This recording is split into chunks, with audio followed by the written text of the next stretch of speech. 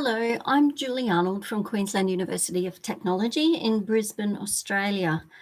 I've been working with a team of academics here on an Australian Research Council linkage project called Improving Outcomes Through Accessible Assessment and Inclusive Practice. One of our focus areas for that project is assessment for learning or formative assessment pedagogies. You see, Queensland's tertiary entrance system has changed a lot in the last 3 to 4 years. We were once dominated almost entirely by school-based assessment. Teachers and faculty heads in schools designed, administered and marked all senior assessment. They moderated with their peers in other schools.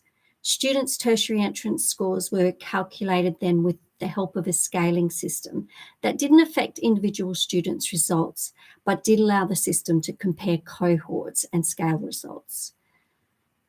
In 2019, a significant change to that system has meant that students were, for the first time in 50 years, sitting at external examinations, written and marked by our assessment authority.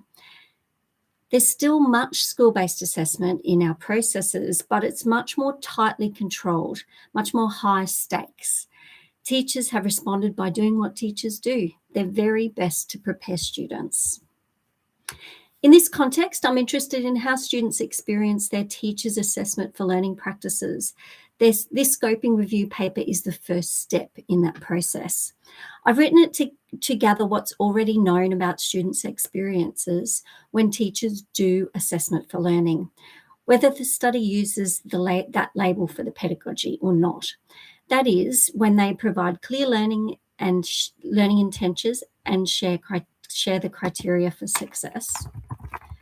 Use strategic questioning and other activities to gather evidence of students' progress, provide feedback, and facilitate peer and self-assessment.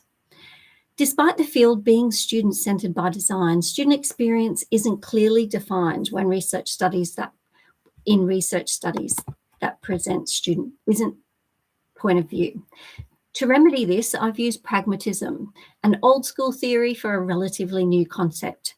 In the paper, I define student experience of AFL as the practical effects on students reported from their point of view or observable in their classroom behaviour when teachers facilitate classroom practices identifiable as assessment for learning. In the paper, I describe 6 interdependent dimensions of student experience: recognition, emotion, evaluation, agency, action, and connectedness. The findings are organised according to these dimensions so you can readily see the challenges and opportunities for teachers making the most of AFL pedagogies. There are real gems in there that can show teachers, schools, and policymakers what to try next.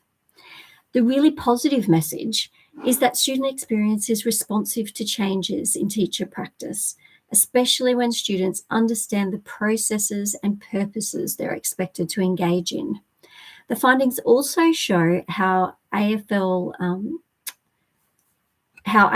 positive relational effects and attention to the emotional impact of assessment practices can improve learning.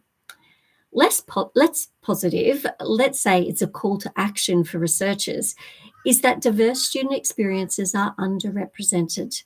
There is still much to be learned about how students with difference and disability experience assessment for learning. And while I can't resist here a shout out in gratitude to Scandinavian physical education teachers, we do need more discipline-specific studies. Please feel free to get in touch with me. I love nothing better than talking about assessment and learning.